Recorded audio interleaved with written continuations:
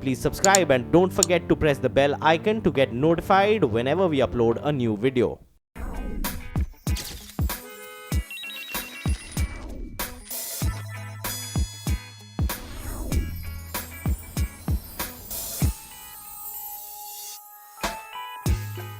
Hello and welcome to StoryBoard. This is Shibani Gharat. We are bringing in the new year with some of the best conversations that we have had in the year gone by. And I must admit that some of the most memorable and interesting ones have been with a few celebrities. First up, my favorite, Shahrukh Khan. He called this meeting of ours, which happened on the sets of a shoot for Hyundai, our second date. And I'm glad that after this, I didn't forget my set of questions to him. Well, on this date, we spoke about how he chooses his brands, how involved is he in creating brand stories, and does he look at himself as a communicator? Let's take a look at this chat to find out more.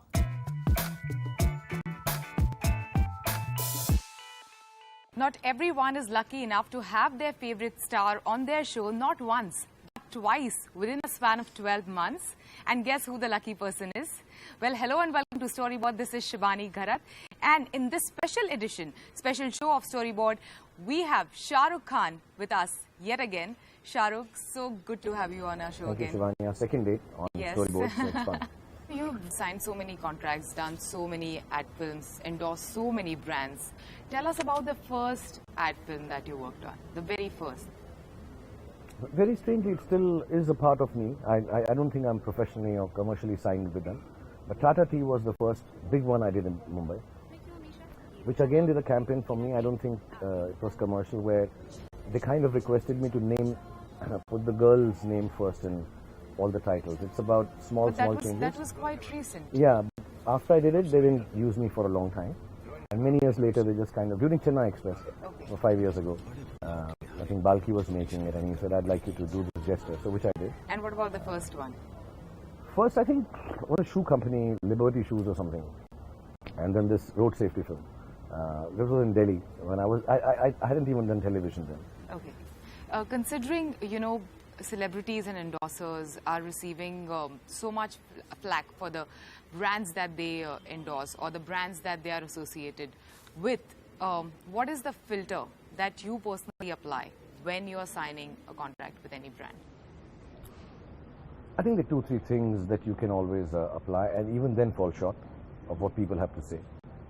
Everybody's got a point of view, and you can hear it and respect it. Does not change your life. I used to have a simple rule: it's legal, it's out there in the market, and you want me to sell it, I will sell it. Yeah. The simple thing is, my rule of thumb is, I can sell everything except my soul. And I know deep inside that I'm not selling my soul. It's a product I think is all right to sell because it's in the market, it's legal, and above board. A few years back, I think some of my actresses friends started telling me, but you can't do these products because Is it fairness creams? No. I think it was more to do with alcohol and cigarettes. And they said, don't do it. It's not nice. So I said, okay, I won't do it. I understand.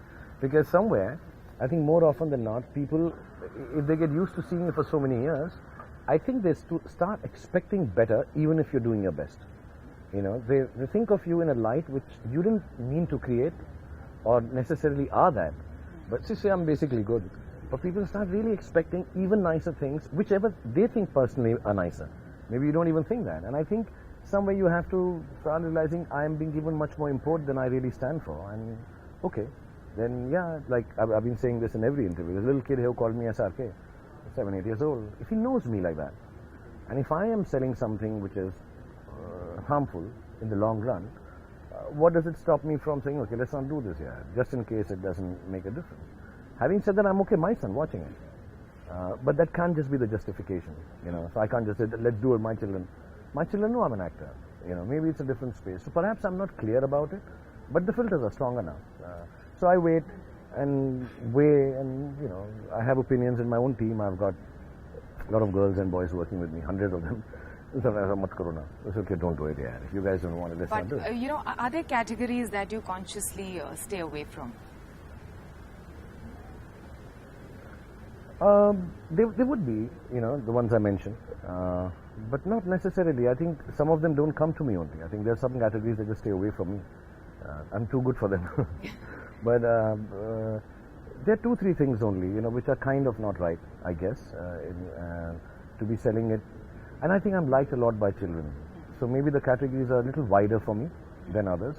And I don't think I've done very many of those, So yeah, maybe alcohol, though it's sold and everything, and cigarettes, of course not. So yeah, those ones I've stopped doing. You've done theatre, you've done films, you're doing ad films, you own businesses. Do you consider yourself, or have you ever considered yourself as a communicator? The medium doesn't matter. You're just good at everything. Even I've seen you in your interviews, and I've heard you speak. Shivani, I think over the last 25, 30 years, I'm a very shy person. I don't interact with people. Socially, I'm quite inept. People don't believe that when I say that. Even at home, I'm quite, I'm reclusive by nature. I just have my set of people that I will talk with. But I think over the years, I've had the opportunity, the great opportunity and good opportunity of hearing so many point of views and hearing so many people talk such nice things and wrong things that somewhere naturally it has imbibed in me to further that. You don't have 30 years of goodness in one life to one person. So I hear so many, I meet such wonderful people because of who I've become. So I need to share that. I'm sitting, sometimes even the story writers or the leaders or, gurus and some kids, they're saying things and I'm like, I need to share this with the world. It's really nice. So are you a storyteller? I think I'm a storyteller, yeah, more than a communicator. What I want to communicate or tell a story, mainly I do through my films.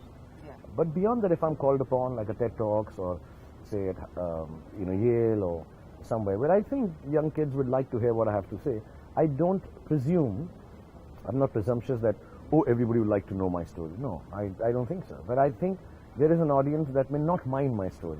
And I like to tell them a story in the most interesting way, whether it's a TED Talks or I'll make it funny, I'll make it sweet, and hope they take back something to know. A good life begets a good life. What, according to you, is the best story that you've told? I think every film of mine, I believe, is a good story that I tell. Sometimes a lot of people don't think so, and they shut the book.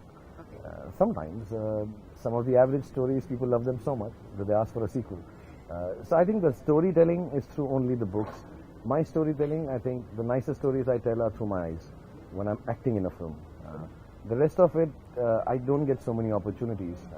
Maybe if you know me personally, yeah, I've got a lot of funny stories to tell. I can make everything funny, including things which I feel are wrong upon me. I will tell them funnily. I have a sense of humor, which I don't exercise too much now on social media, etc., because people jump on to you too hard, and I'm all right not expressing that. But I think, yeah, the best stories I tell through my eyes when I'm seeing it in a film.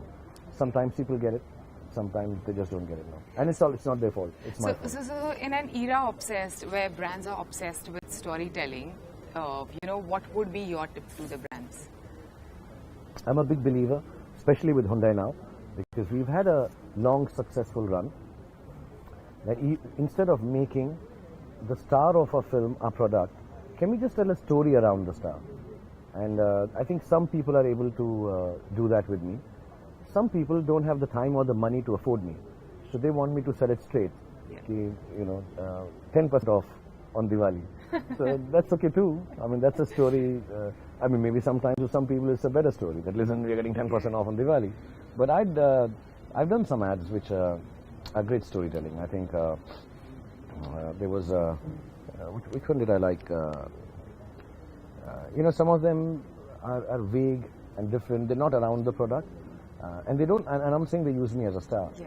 More subtle. I quite like the one that you had for Dubai tourism. Oh, that was lovely. Amazing. That was lovely. And the reaction was yeah, so... it was real, and I really thought it won't work. Yeah. But it did. Yeah, that I think is one of the best ads I've done in my career. Yeah. So you own businesses. You have Red Chillies Entertainment. You are owner of an IPL team, Kolkata Knight Riders. Has owning businesses changed your perspective on the businesses that you work with? Not at all. My philosophy is business, I think, is not something most people follow. And I'm very clear the reason I do business is very different from most people, and I think they're right. They're righter than I am. I do it because nobody else would do it. You know, now it's very difficult to imagine IPL not being bought at that time, but nobody was buying it. I couldn't afford it, but I just went because my children like sports, and I want to have. I've always said the things that I like are sports and cinema and children. I even say now, 3 C's: cricket, and cricket mainly for sports more than even cricket. I like sports, and cinema and children. These are the 3 C's I go by. Any business related to any of these 3, I jump into it. We have seen you do a couple of ad films with Gauri Khan. What is it like working with her in ad films? It's the most... is it different? Is it challenging? It's the most scary, difficult day of my life when I shoot that one-day ad for Decor. Because exactly like how I am, Gauri is completely opposite to that. When it comes to punctuality, timing, propriety, getting the job done and moving on. So I think, and I would like to thank all the people who work with me, that they allow me a little bit of tardiness, that instead of coming at 9:30, I'll be there at 11:30, 12, and I still finish the work.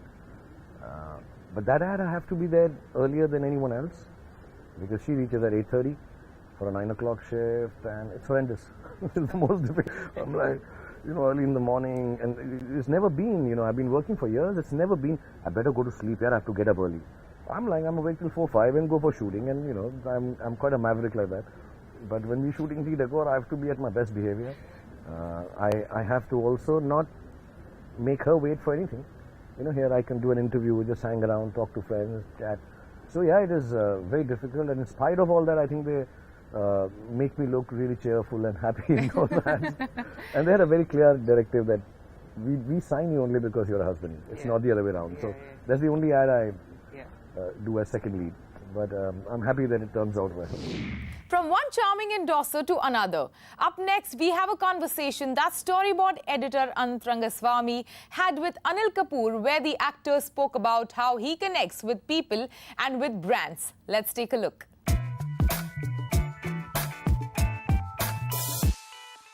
Anil, thank you for talking to us. To begin with, tell us, why did you choose Micromax? Well, I think it's a, which is a brand which is, innovative. It's Indian. It's growing. So, so that's one of the reasons I chose it. I think they chose me more than I chose them. So why do you think they chose you? Ask them. I will ask them. From your perspective, why do you think they chose you?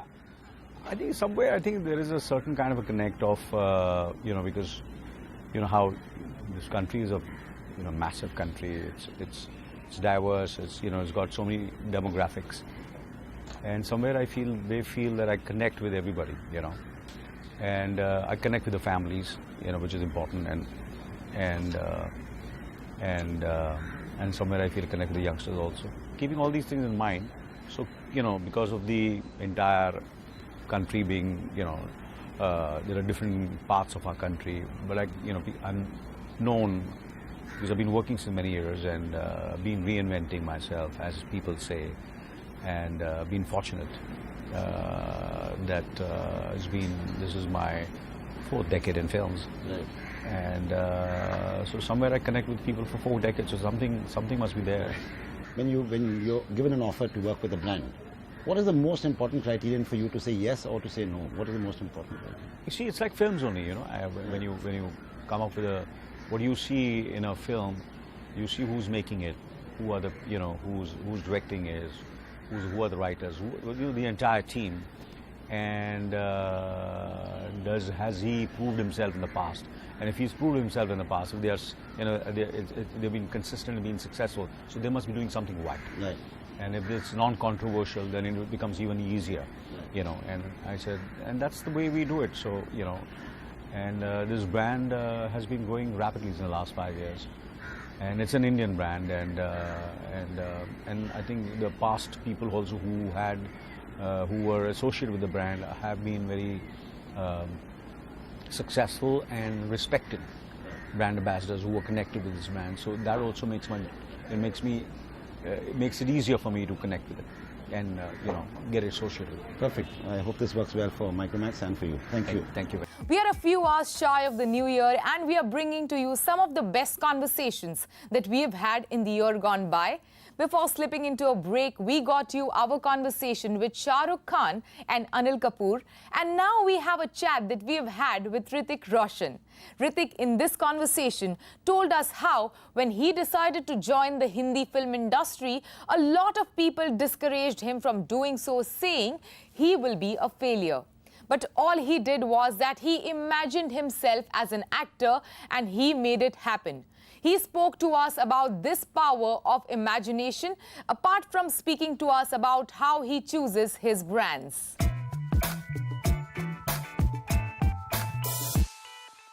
There is one endorser whom we see performing all those stunts and dealing with villains in the same way in ad films as he does in his movies, and that endorser is Hrithik Roshan, and I'm catching up with him on the launch of the sports watch for Ado. Hrithik, so good to have you on the show today. Thank you. Pleasure. So, Thank you. I have seen you performing all those stunts and dealing with the villains even in your ad films. Is it the way in which you choose the script in that way?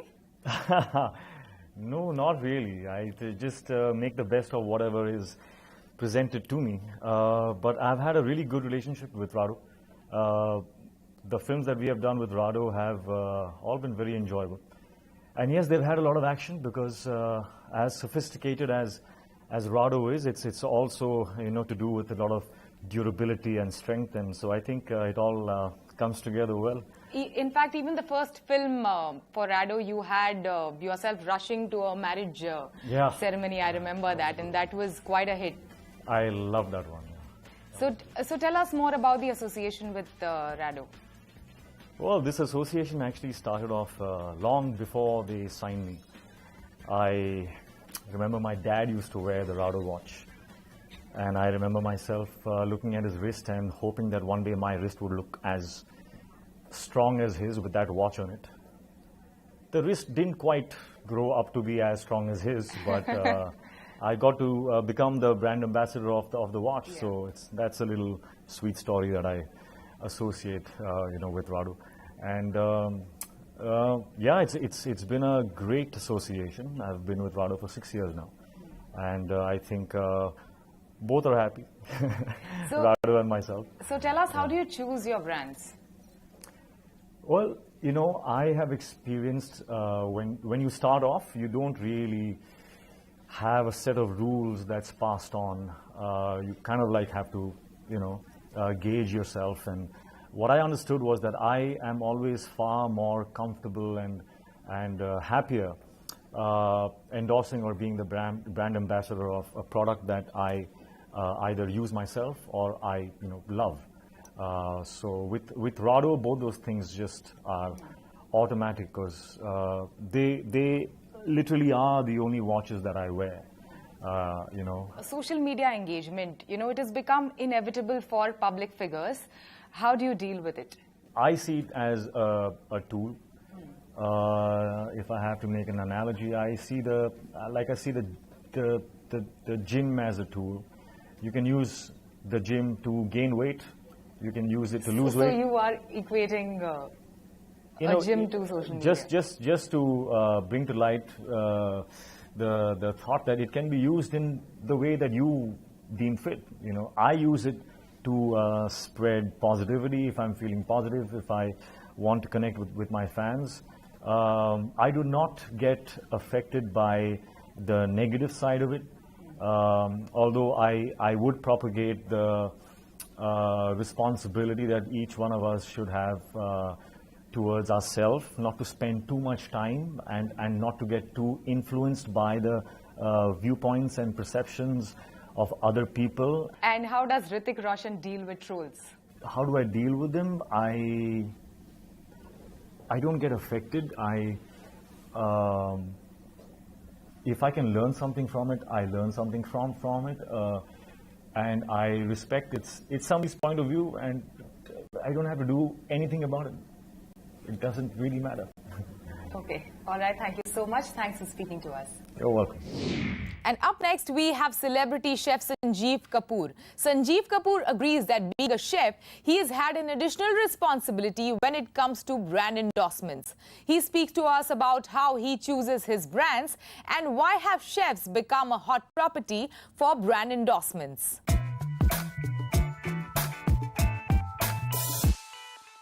Sanjeev Kapoor, it's an honor to have you on our show today. Congratulations on your Padma Shri. How do you feel? How do you feel to receive the award? Fantastic. It's a feeling like no other. You've been working for so many years, and when something like this happens, I wouldn't say that it took me by surprise, but yeah, it's a very, very pleasant feeling. But what took it so long? I don't know. I wish I was deciding. No, but see, I think whenever recognition happens, I think you feel good, and I'm happy that I've got it. While choosing a brand, like what are the qualities that you look for in a brand while associating your culinary skills with a particular brand? So for me, it is important that I work with a credible name, something which people would already trust, so that it's not something that brand is looking at me, that they want to get my credibility on board, and that's about it. Because I always believe endorsement is a joint venture. It's not something which you just give your face and that's about it. It's because there are many steps, there are many things that you have to do. So the value system, that has to match. So as far as brand endorsements is concerned, you know, chefs have become such a hot property. Earlier it used to Chefs are always hot property, forget it. So how do you look at that? Oh, I'm glad that it's working that way. It's a great thing, because chefs, what are chefs? They understand their subject. They are doctors of food. They bring in a lot of expertise in that. So if there is a chef who's doing an endorsement, I think there has to be a good mix of popularity and expertise. Thanks for speaking to us. It was a pleasure talking to you. Thank you, Shibani. Thank you.